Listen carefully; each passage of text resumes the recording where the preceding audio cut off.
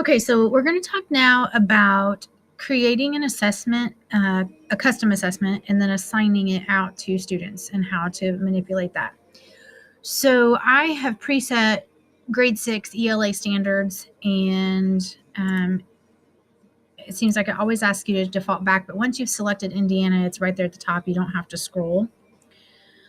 I'm going to go in and look at, I think I worked with RL2 one time with something, and I see that RL2 reading literature, there are 364 questions. If I narrow that down and I just want RL 2.1 cite textual evidence support analysis of what a text says, blah, blah. Now I have 47 questions. So I'm going to leave it at that. So a lot of these are going to be passage questions. Here's a multiple selection. So I'm going to add just a couple of questions at random. Remember that I can preview a question if I want. So here's my preview of the question. And it's got the passage here, and then based on the paragraphs 11 and 12. So we can see that it's actually asking the students to read about 15 paragraphs, or not necessarily full paragraphs, but 15 sections. I'm going to add that question as well. And let's see, I'm going to do a classification question as well. And then I'm going to review.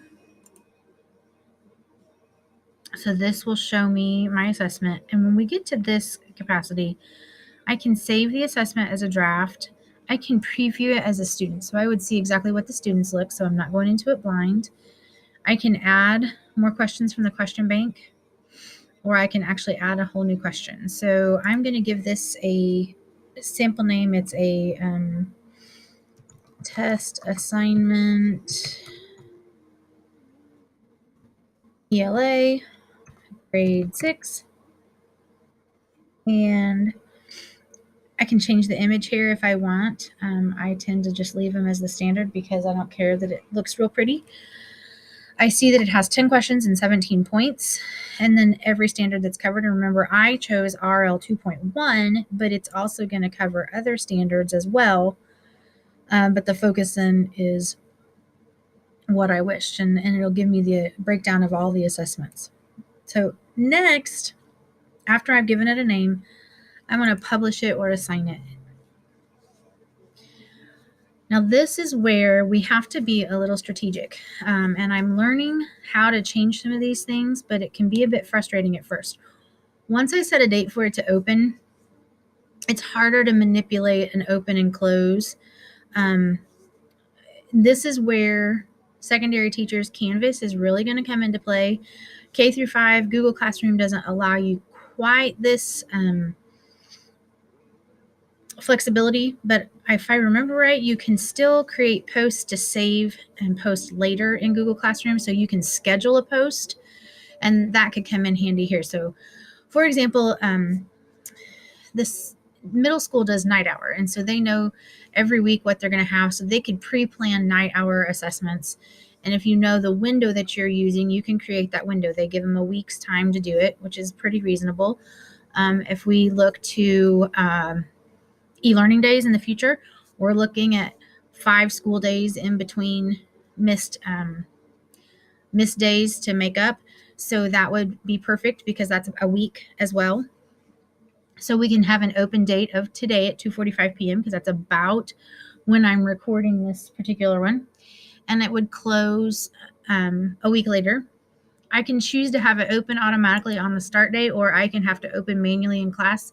It's a flick of a button, but I kind of like the idea of having it open manually because we have a double layer insurance policy I'm going to talk to you about here in a little bit with our learning management system, Canvas, because you can have it automatically open in Edulastic, but then in Canvas, create the assignment such that it doesn't open to them until the day you want them to have it. So it's kind of a double layer security to create that authenticity of the assessment. When's it going to close? Automatically on the due date. So I really like this automatic piece. Then I can choose which course to assign it to. And then I can choose whether or not to release the score. Do I want them to see their score immediately? Do I want them not to? Remember that some of these questions may require me to review and give some points. So they would only get, pay attention to that, I think. I think that's key, because if it's such that you have to do some review to the questions to assign points, you may not want to release the score automatically, because they might really get depressed if they think, oh man, I didn't do so well on that and I thought I did. Well, it's because not every question was graded. So use your judgment there. You guys know what will work best for your students and what's best for the assessment that you create. The advanced options and the mastery, I believe when we get into some of that, you can manipulate it as well. It looks like our RISE evaluation, 4, 3, 2, 1, as far as mastery. You can not do the shuffle because we didn't upgrade. So these advanced options don't work for the free. So you just want to leave that collapsed. But you can alter your percentages to show your mastery based on exceeding mastery, mastered, almost mastered, not mastered. So then I'm going to go ahead and assign my faux class. Now what's nice here is you can, here in the middle talking about sharing with others, this is a great thing. You can share to a private library, but I like this. You can do a link sharing so that anybody with the link can use the assessment. But this is really good, a school library or a district library. If you have a team of teachers using it in your building, you could share a pool of resources. If we are looking at grade levels in the elementary, we might want to do a district library at the elementary level, because then we can find grade 4 ELA standard 2 assessments. It just depends on what you want. So that makes it easier to find. So choose your sharing status. The other piece is, I'm going to add it to a district library. Oh, I wasn't clicking in the right spot there. Save that. But down here is a hyperlink, and I can copy this hyperlink